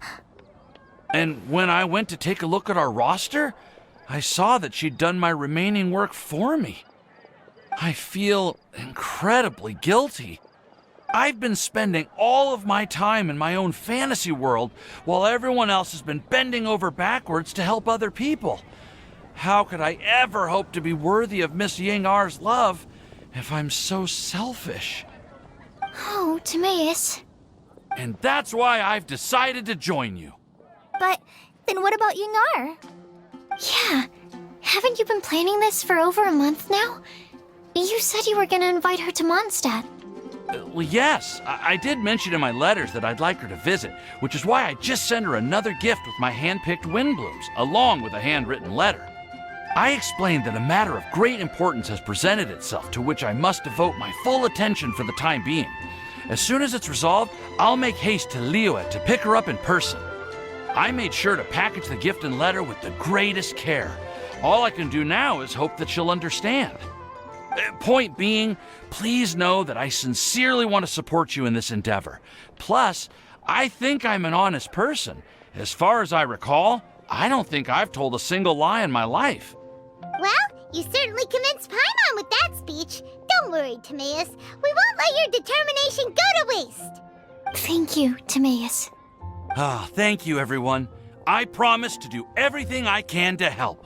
Okay, so it looks like we found our one who would never lie. Great! Let's keep it up. On to the other three.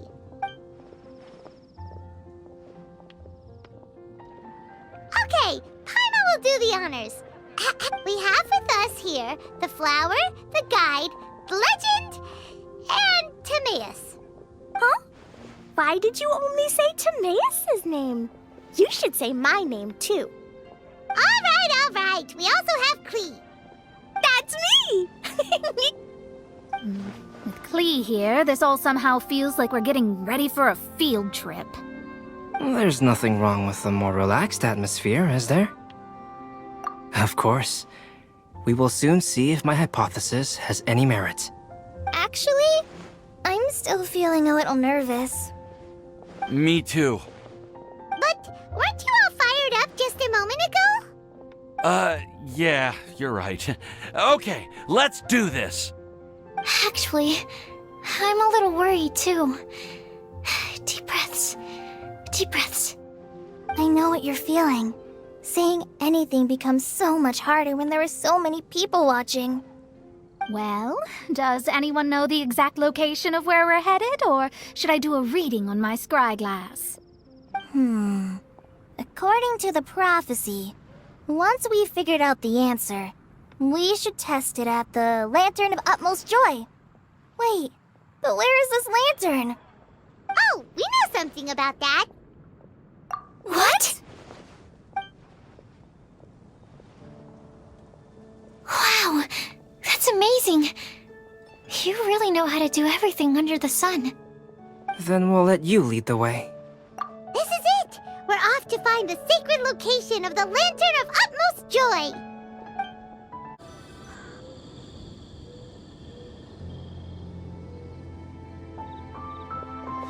Aww. I don't see any lanterns here. Now that I think about it, the prophecy didn't say anything about what the Lantern of Utmost Joy actually looks like, right? Maybe. Traveler, are you trying to figure out something else from the paper? Paimon's reading too! Huh? It says to look up. But there's nothing above us! The wind didn't trick us, did it? Place the squirrel on the back of the pointy-eared cat, and a pious puppy will open the doors to show you the way. Huh. Paimon read the whole thing out loud, but nothing's happening. Look! Look! The wind is blowing! What a strong wind current. Let's ride it up and see where it leads us. Huh? We'll have to fly up there? Can someone carry me with them? Here.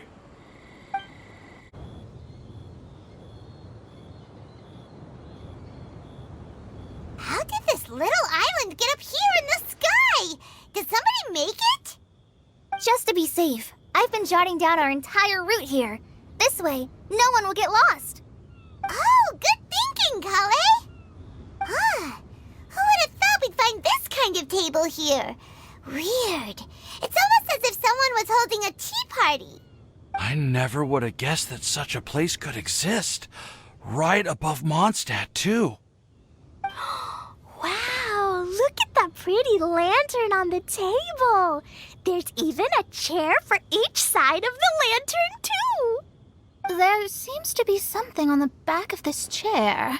Let me have a closer look. Take your seat, present your answers, and you shall reach enlightenment. Well, as far as instructions go, I guess that's simple enough. So we just need to do as it says, right? Wait a second. Huh? What is it, Albedo? We'd better make sure this place is safe before taking our seats. Everyone, please stay clear for a moment. Well, all our questions and doubts aside, the scenery here is pretty amazing. It'd be impossible to feel stressed here. How is everything, Albedo? Everything seems to be fine. I didn't find any traps or suspicious mechanisms. But I also couldn't find any overt destructive devices. Huh? What do you mean? Well, it seems that wrong answers won't have any catastrophic consequences. Looks like we'll have to sit on these chairs and fulfill the prophecy. Everyone, I would like to suggest that we try some risky answers on our first attempt. Let's reserve our most confident answers for the second round. That sounds kind of smart, but why? Ah, I get what he means. If we do as he says, then we may be able to figure out how the puzzle works. I see. That makes a lot of sense. Mona, is there something wrong? You're not looking too good. Oh, are you hungry? I brought some snacks. Thank you for offering, Klee, but that's not quite it. While Albedo was checking just now, I gave my scryglass a spin hoping to find some information. But there's a strange aura to this place. It's almost as if someone has been staring at me as soon as we stepped foot in here. But if nothing here has actually been physically tampered with, then no. Could that person be? What do you mean, Mona? Who could it be? Never mind. It's not like I've got any proof. Don't leave us on the edge like this, Mona. I'll just do what Albedo said. Yes, let's test the hypothesis together, Klee. Come on, join us, Mona. Oh, all right. Okay, then I'll answer the first question. If someone were to ask me to find a flower that is not of this world, You can do it, Sucrose.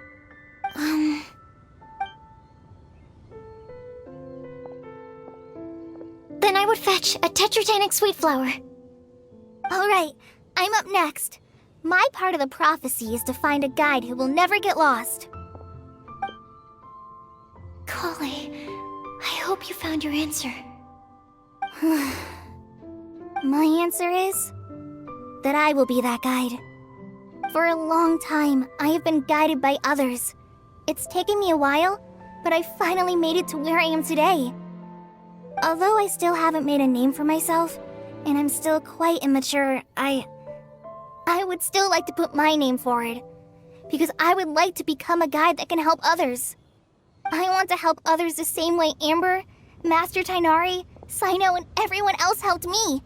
Now it's my turn to pass on the gift that I've been given. All right, it's up to me to answer the third part. I'll submit myself as one who would never lie. Although I've never really had any other virtues or talents, I'm confident that I've always been an honest person. I'd like to thank everyone, too, for giving me this opportunity to validate myself. And last but not least, I will answer the final part of the prophecy. There's no tale more befitting the title of a legend that never ends than our fates as human beings. Wait! The lantern just lit up! Whoa! All 4 sides of the lantern are glowing! Huh? But... Kale, could I ask you to stand up for a second? Oh, all right. Huh? What's going on? Why is it lighting up regardless of who's sitting in the chair? Didn't it say we have to answer all the questions correctly? It's pretty clear now, isn't it? We've just proven that there is no right answer for this prophecy. No right answer? But how could that be? Although the instructions had come from an old and enigmatic prophecy, it is in fact nothing like the ancient mechanism that we had all imagined it to be. I believe the lantern only serves as a simple signal. And to think, I never expected you to actually find this place. What? There's someone else here? We meet again, traveler. Hey! You're that Outlander we met the other day at Good Hunter! It's all thanks to you that I was able to find this place. Good thing that you were too preoccupied with the prophecy to notice someone tailing you from the shadows. Oh, is that so? Then, why do I spy yet another person following in your shadow? Wait, really? There's no need for pleasantries. You should know I'm here for you. Is it just because I'm a visitor from abroad? I was there when you snuck your way into Marjorie's place. Huh. So you had your eyes on me even then, huh? That was 2 whole weeks ago, you know. It's hard not to notice you when I'm on duty every day. All right. In that case, I'll admit it. I was the person who slipped this prophecy into the storybook. Huh? But why? Then, does that mean this wasn't a real prophecy after all? Don't worry. Even though you probably have plenty of reservations about me, you can be sure that the prophecy is genuine. In fact, many of you here today may have heard the code name of the one who left the prophecy to me. She hailed from an ancient assembly of powerful women, each of whom used a single letter to signify themselves. Who would have guessed? It seems that power was indeed left behind by the old hag after all. Ah, so you're B's student. It's an honor to meet you. I am Scarlet, the successor of Jay. Well, what are you talking about? It's a long story, but I'm not quite sure that I'm the best person to tell it. Since you've all spent so much time and energy trying to decipher this prophecy, you must also be very interested in the secret behind this lantern, no? The lantern has already been lit. Now then, please allow me to disturb your happy peace. Huh. Why did this little thing just light up? How strange. Hello? On the other side of the lantern. Can you hear me over there? Mom? Oh, I hear many youthful voices. Madam, I am Scarlet, the successor of Jay. Oh, since we've last gathered, Jay's successor has already become so reckless and bold. Unbelievable. Wait. Why are you talking just like the old hag? Old hag? Who would dare say that? Is that Mona? Who are you? Who dares imitate my master? And what of imitation and mimicry? It has always been a fool's errand to mimic and learn from humanity. Aunt Alice, I'm here too. Mom, why are you trying to talk like other people? So I see everyone's here. Well then, my warmest greetings, everyone. Miss Alice, why would you... Well, it's been many years since this lantern last lit up. You can't blame me for thinking that one of the old friends from my youth may have decided to catch up again. Why she sounds so coy all of a sudden? And if I recall correctly, we left this lantern in the care of the Animo Archon Barbados. You must be commended for uncovering an artifact entrusted to the god of wind himself. Tell me, are you sitting around my beloved tea party table? It's a really long table. Oh, so you are. I suppose this means even the Animo Archon has granted you entry to this place. Was all of this Scarlet's doing? Wait. Paimon's completely lost now. So what was this assembly you were talking about earlier? Oh, Miss Alice, would it be all right to leave the explanation of that to you? Well, you should be rewarded for making it all the way up here and activating the lantern. Now then, let me tell you a long and ancient story. Ever heard of the Hexenzirkel? As the spooky name suggests, it's a secret society. Once upon a time, it even challenged the Animo Archon himself. But he replied, "Let us make music, not war, and resolve our conflicts through song." From then on, the mages would only ever convene in the woods, in the skies, or on the edges of cliffs. At these tea parties, they discussed their stories and secrets and resolved their differences, as the tea and cakes bore witness to their pledge never to fight amongst themselves. Yesterday I snuffed out the life of my beloved. He had grown old and was extremely sick. He loved me dearly, so I took his fate in my hands and ended his pain. I'm raising a son. Of all the children I had, he's the only one left. But I suppose that still makes me a mother. My lifespan is nothing compared to yours, so I wish to leave you with my storybook. Actually, maybe you can pass it on to your children one day. Oh, this looks interesting. Let me scry. My dear sisters, we mustn't let prophecies threaten our bonds of friendship. Even the most frightening witch was once a little girl, and growing up can be so tough. Sometimes we all need to vent our troubles to the wind. Even if the nations go to war, or the sky falls down, the mages' tea parties shall forever be held around this table.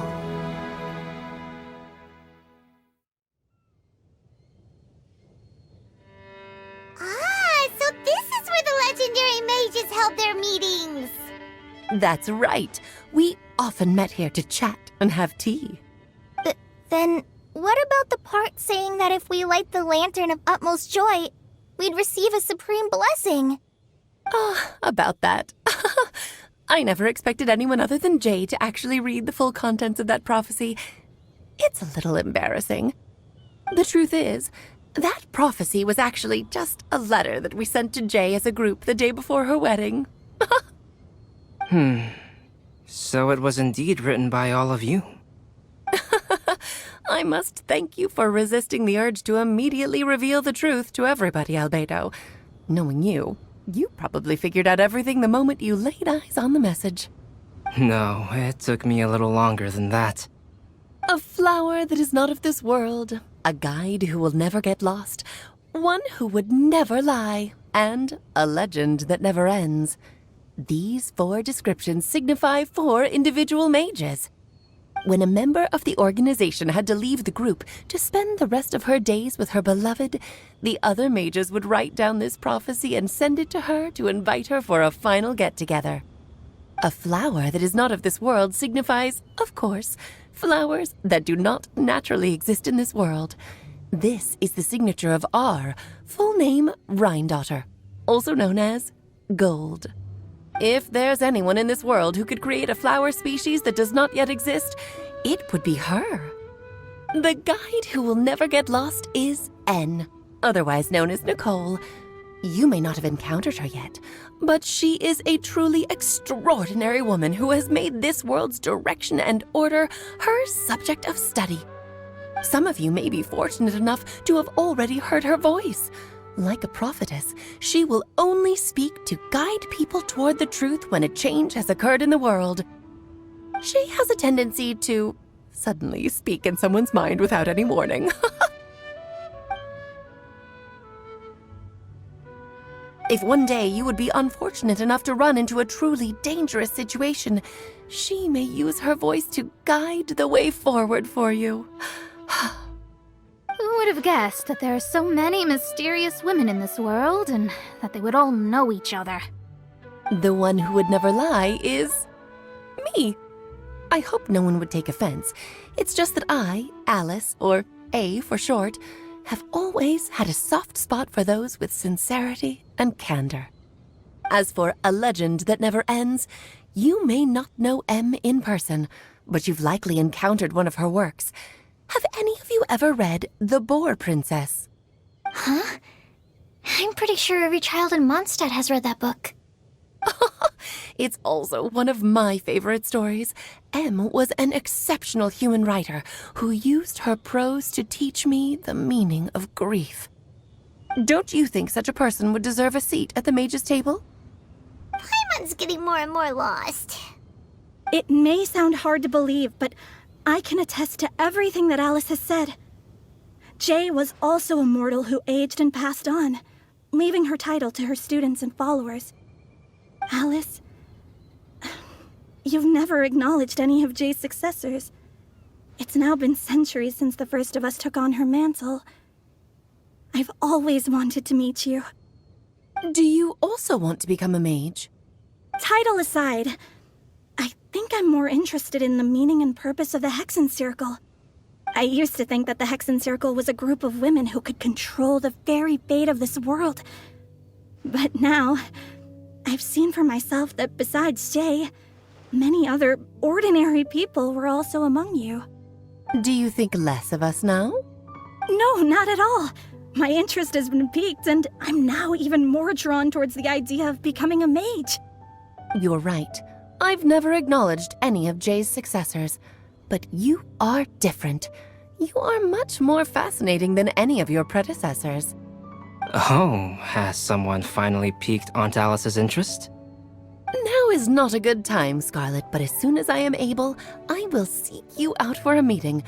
I want you to tell me all about Jay's married life back in her hometown. So the mage who received the prophecy letter from all of you was Jay? She left the Hexen Circle after getting married? Precisely. There was only one way the letter could have been interpreted.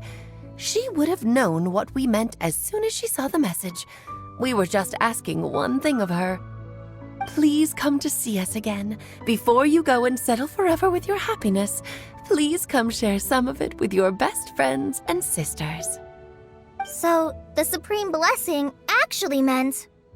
All journeys are fleeting and will eventually come to an end. What will give us the most fulfillment and happiness in the end are those who will greet us at our journey's destination. Dear child, I believe you can also understand what I am talking about. We women will always have many troubles and encounter pains and frustrations that will keep us up at night. But no matter how hard things may become, we will cross mountains and oceans to see our best friends again, regardless of how many years have passed or how far the distance may be. As long as we can be with our beloved friends, our hearts will be filled with joy. To us mages, that's what being supremely blessed is all about. Oh. I still don't get it, but I do know that all the mages are Mom's best friends. If you ask how I see it, the Hexen Circle is just a group of ladies that I spent my youth with. Anyway, I'll introduce some of the other members to you all later. I still have a few things to attend to, so this will have to do for today. Bye, Mom! Todoko says bye, too! Goodbye, darling, and farewell to all of our other friends as well. I'm sure we'll see each other again. Oh, now that I think of it, isn't it getting close to that time of year? Yes, it's Windblume again, Alice. It's also a special anniversary date. I'm sure you still remember. Yes, I do remember now. It was on this day many, many years ago that Jay tied the knot. Ah, just in time for the Festival of Love and Freedom. Everyone, please enjoy this year's Windblume Festival to the fullest.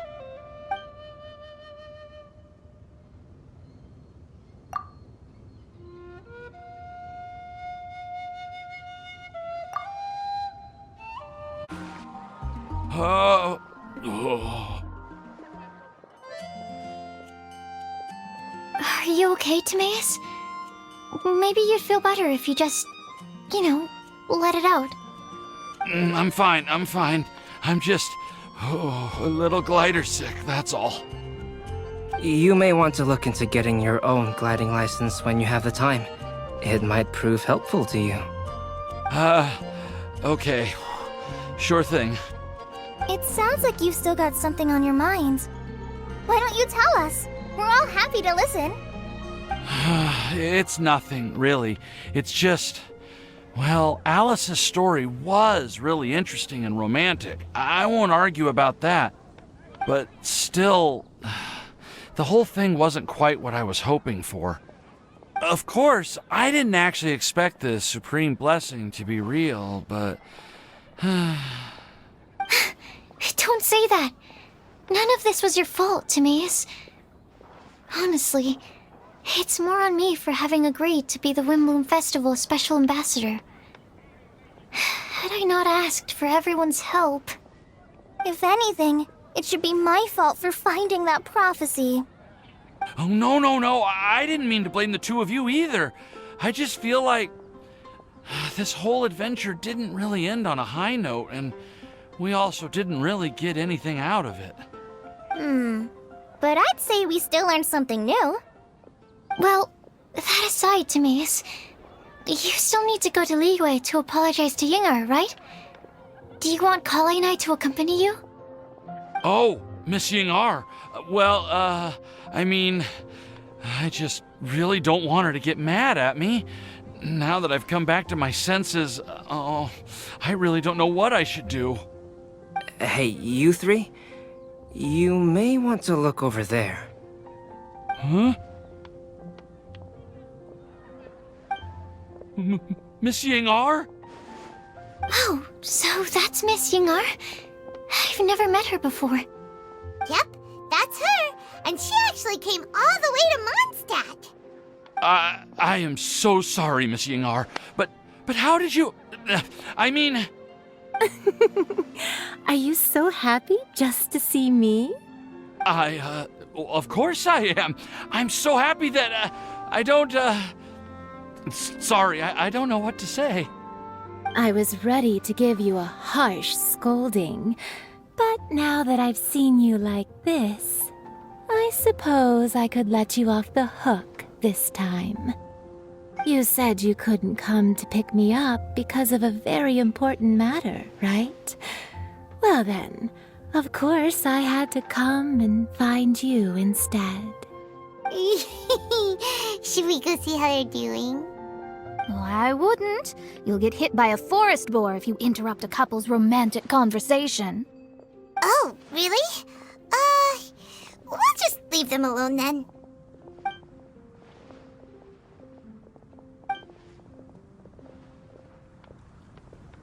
I am so glad to see Timaeus find his happiness. I have to say, I'm even more envious of you, Sucrose. You can be happy just to see others happy, and you gave me so much help without any expectations in return. Even though you said that we're very much alike, I still feel like you have a much bigger heart than I do. But if you say that, then I'd say I'm also nowhere near as brave or tenacious as you. I guess we have the same amount of positive qualities. They're just spread over different parts of our personalities. I've never visited Sumeru, or made many friends from outside of Mondstadt. I'm happy just to have met and become your friend. Maybe I'll get shy and flustered when I meet other people I don't know in the future. But that's okay too. Since we are so alike, you probably get what I'm trying to say.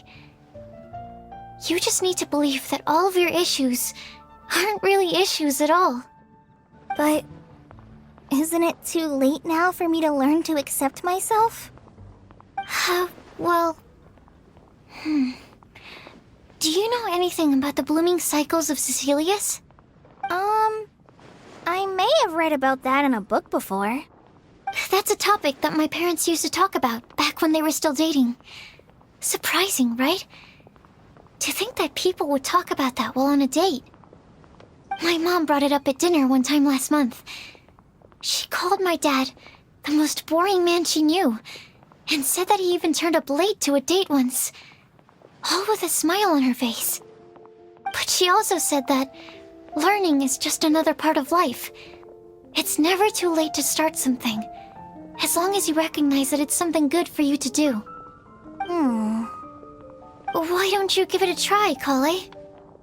Okay, I'll try my best. They're really having a great conversation. Paimon can't even find a moment to join in.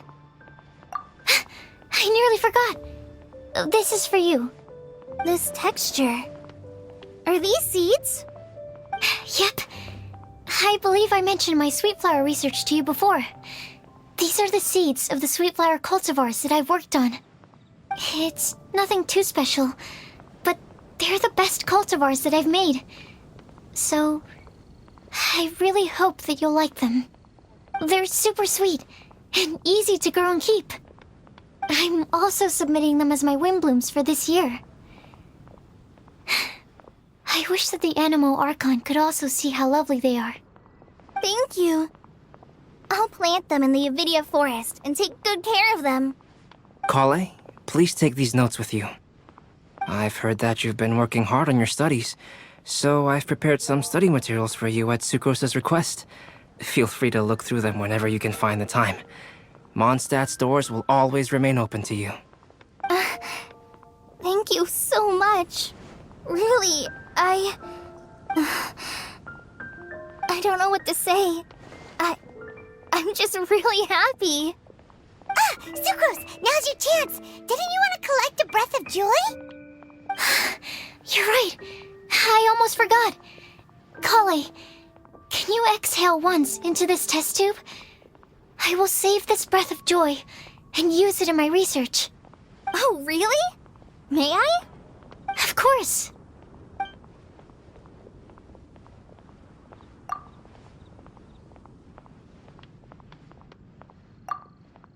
Huh? What was that? It was like a little cloud of happiness, but now it flew away. Well, luckily there's still some breath left in the test tube. I'll seal it up for now. I'll keep working on it and let you know as soon as I have any breakthroughs in my research. Yeah, you can write to me. I'll be sure to respond as soon as I receive your letter. Oh, it looks like you found a new pen pal. Master Tainari! Sino! If your friendship was forged in a test tube, does that make you test friends forever? That's it. I think you've ruined Sumeru's reputation in Mondstadt beyond all hope of repair. All that matters is that I've enjoyed Mondstadt immensely.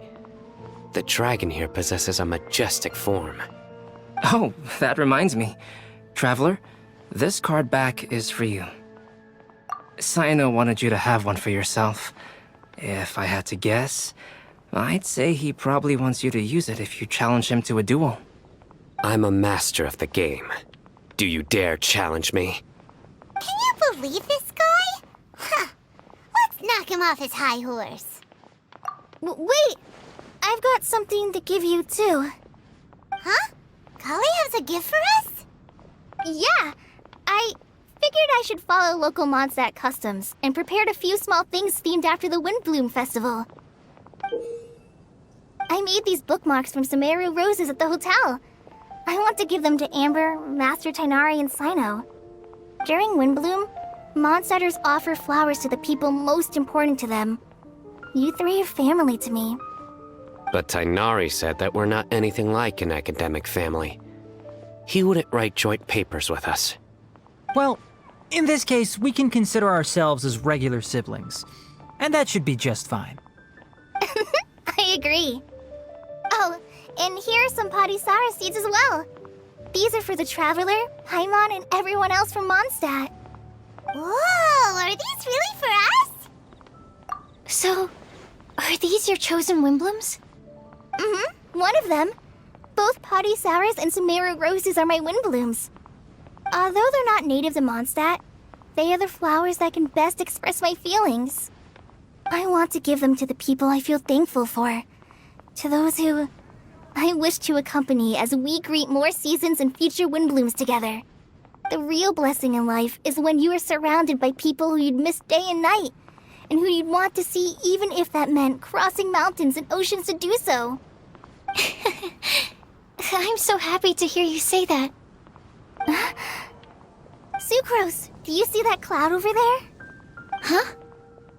Doesn't it look just like your test tube?